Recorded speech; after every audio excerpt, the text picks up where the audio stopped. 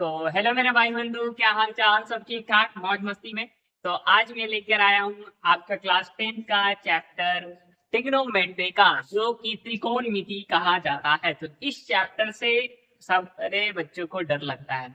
तो अगर आपको अभी तक डर लगता है तो इसकी चिंता भूल जाइए। अब मैं जैसे सिखा रहा हूँ, जैसे सिखाऊंगा वैसे सीख लीजिए। एक बार सीख लोगे फिर इस चैप्टर से एक भी मार्क्स नहीं कटने दोगे। तो इस चैप्टर को हम इस तरह से पढ़ने वाले हैं कि हम ज्यादातर इसे रटेंगे नहीं, इसको समझेंगे, जिसके कारण हमें 14 दिनों तक याद रहेगी हर चीज। और मैथ से याद नहीं रहेगी, फील हो जाएगी, आपको आपके जिस्म में बैठ जाएगी। ठीक है, तो ट्रिग्नोमेट्री स्टार्ट करते हैं। तो सबसे पहले चलते हैं ट्रिग्नोमेट्री के बेसिक टर्म, ट्रिग्नोमेट्री यानी कि त्रिकोणमिति। त्रिकोणमिति, ठीक है। सबसे पहले चलते हैं त्रिकोणमिति में कि भाई त्रिकोणमिति होता क्या है। त्रिकोणमिति,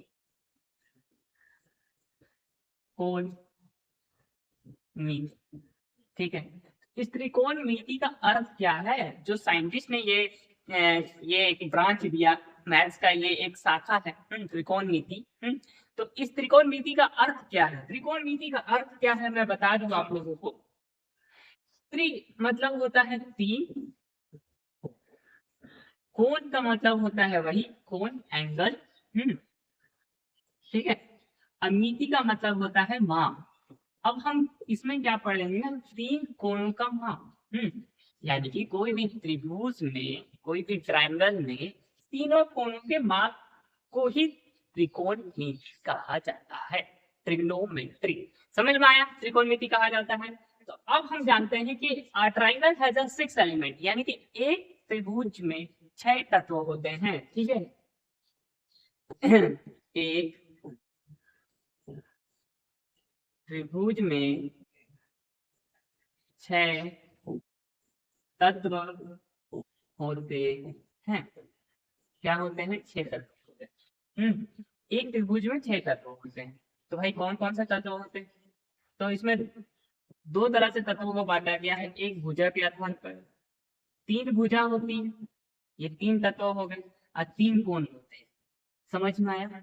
एक त्रिभुज में 6 तत्व होते हैं। ठीक है। तो त्रिकोणमिति का बेसिक टर्म हम लोग सीखे। त्रिकोणमिति का मतलब क्या है, कितने इसमें तत्व होते हैं? 6। मतलब एक त्रिभुज अलग अलग हो सकता है तीन भुजाओं के आधार पे, और तीन कोणों के आधार पे अलग अलग तरह के त्रिभुज हो सकते हैं। ठीक है। तो अब नेक्स्ट वाले पार्ट में चलते हैं। नेक्स्ट इसका है जो हम लोग का बेसिक टर्म हम लोग को पढ़ना है, त्रिकोणमिति जो ये चैप्टर है इसमें। तो सबसे पहले हमें इसमें काम आने वाला है समकोण त्रिभुज। ठीक है, क्या आने वाला है? समकोण त्रिभुज।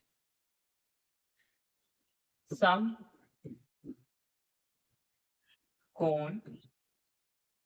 त्रिभुज। चलिए, समकोण त्रिभुज की कुछ विशेषताओं को जानते हैं। हमें हर चीज को जानने की जरूरत नहीं है, कुछ ही विशेषताओं को जानिए।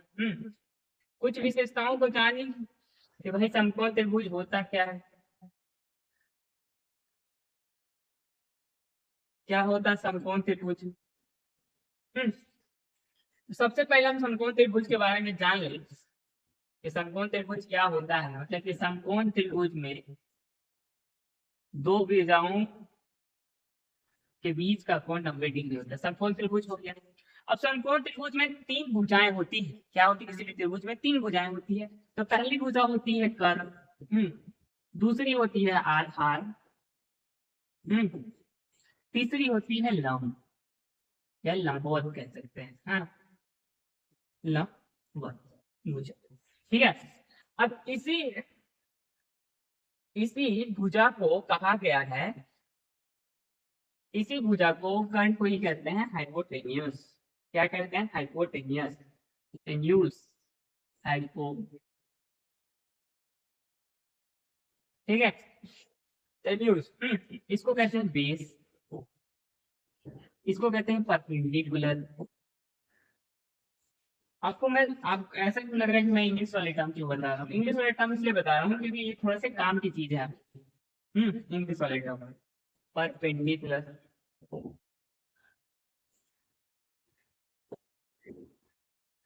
परपेंडिकुलर, ठीक है। ये तीन होती है। ठीक है। अब साइंटिस्टों ने, अब जो हमारे वैज्ञानिक साइंटिस्ट, कहा कि चलो भाई ये एंगल को माना थीटा, थीटा कोई एंगल का नाम। ये तो 90 होगा ही होगा, ठीक है। तो साइंटिस्ट, तो पहला एक थ्योरम पढ़ लेते हैं प्रेम्या। आपने पहले भी पढ़ रखी होगी, अगर नहीं याद है तो कोई दिक्कत की बात नहीं है। पाइथागोरस प्रेम्या क्या है? पाइथागोरस प्रेम्या क्या है? पाइथागोरस प्रेम्या, पाइथागोरस प्रेम्या।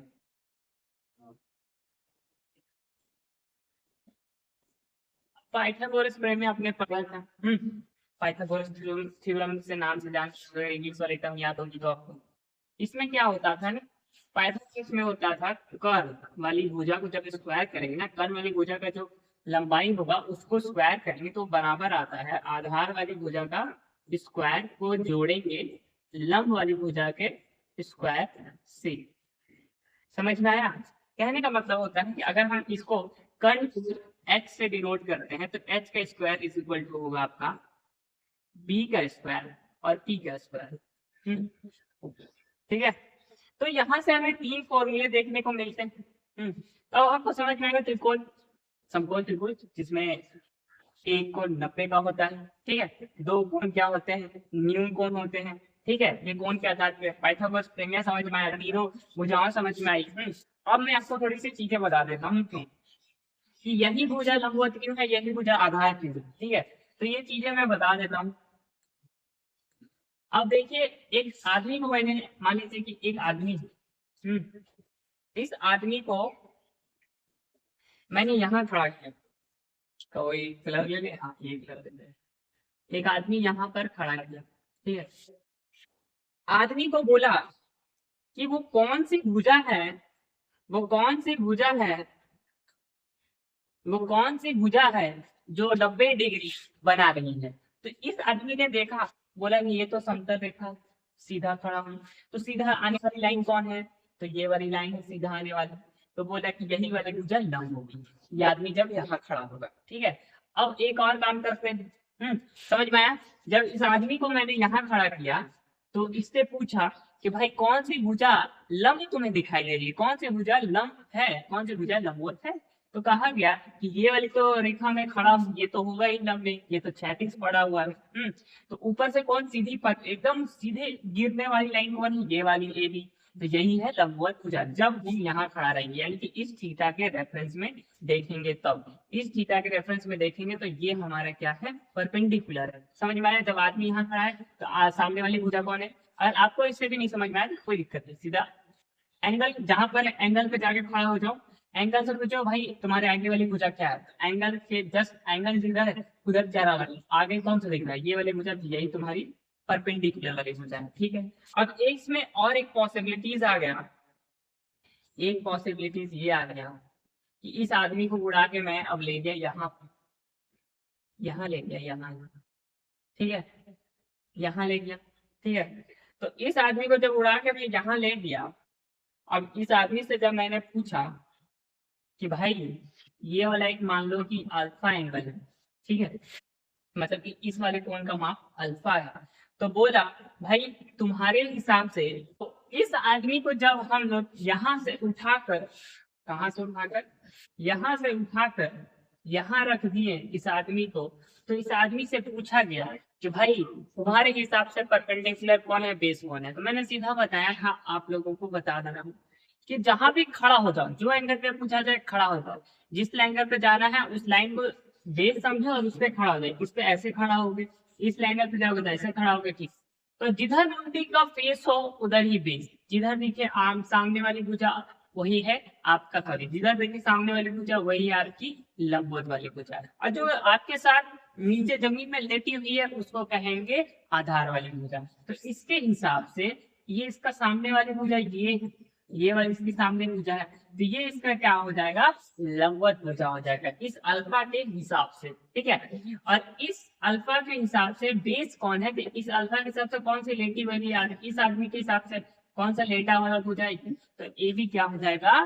बेस हो जाएगा, आधार हो जाएगा, ठीक है। यहाँ तक आप लोगों ने समझ लिया था। यहाँ तक हमने सब समझ लिया है। तो हम आगे चलते हैं। ये है पाइथागोरस थ्योरम, हमने समझ लिया। लंब, कर्ण, आधार समझ लिया। कर्ण हम कभी नहीं बदलता। कर्ण सबसे लंबी वाली भुजा ही होती है त्रिभुज की, वो कभी नहीं बदलता समकोण त्रिभुज में, ठीक है। और लंबवत आधार कोण के सापेक्ष में बदलते रहते हैं। जैसे जैसे कोण, या कभी इस कोने पे आओगे तो कुछ और हो जाएगा लंब, उस कोने पे जाओगे तो कुछ और हो जाएगा। लेकिन मैंने बता दिया किस तरह से आपको लंब देखना है, आधार देखना है। अब हम चलते हैं आगे वाला। आगे वाला क्या है ना कि आप देखिए इस वाले त्रिभुज में क्या करेंगे कि अब हमको इस थीटा के आधार पे देखा जाए, कि इस थीटा के आधार पे तो कोई आदमी को हमने यहाँ खड़ा कर दिया भाई, कोई आदमी हमने यहाँ खड़ा कर दिया, यहाँ खड़ा कर दिया। तो इस आदमी के हिसाब से सामने वाली भुजा ये है, सामने वाली भुजा ये है, तो ये इसका क्या होगा, क्या होगा, आधार या लंब। तो ये होगा लंब वाली भुजा, और इसके साथ ये वाली भुजा लेटी वाली भुजा है, तो ये क्या है, जब लेटी वाली भुजा है तो ये आधार होगा। तो अब देखिए यहाँ पर लंब क्या है, BC, ठीक है। आधार क्या है, AB। पर अब देखिए हमें थीटा बदल दिया, क्या क्या दिया, थीटा बदल दिया। थीटा जब बदल दिया तो हमने देखा कि थीटा बदल दिया, इसके सामने वाली भुजा ये है भाई, इसकी थीटा के सामने वाली भुजा ये है, तो ये इसकी क्या हो जाएगी, लंब वाली भुजा हो जाएगी। और इसके साथ इस थीटा के साथ लेटी वाली भुजा ये है, तो लेटी वाली भुजा क्या हो जाएगी, BC, यानी कि आधार हो जाएगी।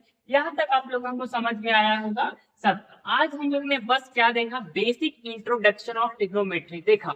इसके बाद हम पढ़ेंगे कि त्रिकोणमितीय अनुपात फॉर्मूला, और त्रिकोणमितीय अनुपात के सारे फॉर्मूले पढ़ेंगे, साइन, कोसाइन, टेंजेंट, कोसेंटेंट। हाँ, इसके बाद हम कुछ क्वेश्चन करेंगे 8.1 एक्सरसाइज का। उसके बाद हम नेक्स्ट कंटिन्यू करेंगे। तब तक के लिए पढ़ते रहिए, मचाते रहिए।